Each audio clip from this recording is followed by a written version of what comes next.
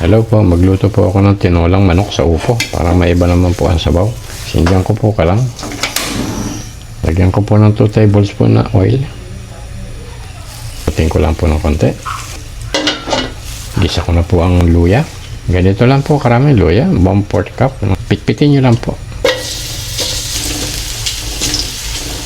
Yan, pwede na po yan. Lumalabas na po ang aroma ng luya.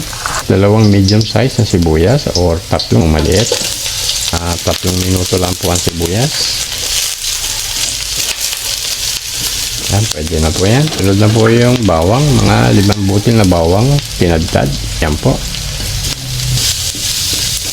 1 minuto lang po kasi tinadtad po yung bawang. Pwede na po yan. Ito po ang nabili kong manok. Quarter pero malilit. Pero pwede na rin po ito. 1.3 kilo po. Lagay ko na po. Sa grocery lang po ito binili. Pwede rin po ito kung quarter gawin yung tinola. Lagyan ng konting tubig para mag-moisture yung manok.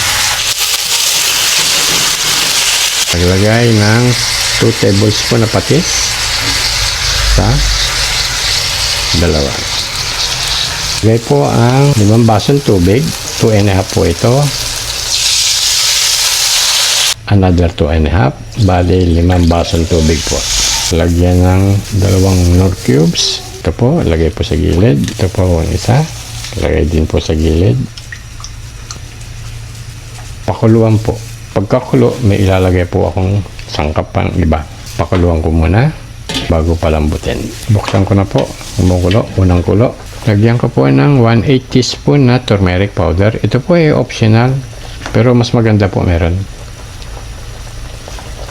Maganda po ito sa tinola. Pakuluin po ng 20 minutos hanggang lumambot po yung manok. Pero palagay ko po 15 minutos lang po ito kasi malilit lang po yung quarter ng manok. Buksan ko na po. Naka 15 minutos na. Maglagay po ako ng 1/4 teaspoon na paminta. Kalat lang po. Haluin ng konti.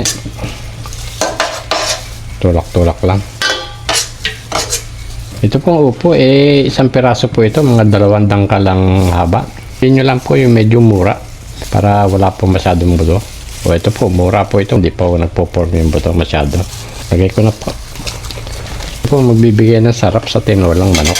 Diba po ang sabaw nito na lasa? Mas masarap po ito kesa po sa papaya saka sa sayote. Pakuluin ko lang ng 10 minuto. Takpan. Pakuluin ng 10 minuto. Buksan ko na po. Naka 10 minuto na. Lagay ko itong 1/2 cup na malunggay leaves. Nahugasan ko na po ito ng todo. Lagay ko lang. Palibot. Imbis daon po ng sili, malunggay leaves po ang lagay ko. Lubog lang. Kalat. Konting sili, mga araw approximate, mga 8 piraso. Yan. Pwede na po yan. Pang dagdag aroma lang po. Takpan ko lang po ng 1 minuto. Buksan ko na po, 1 minuto na. Kumain ko na. Malinis po ang aking kutsara.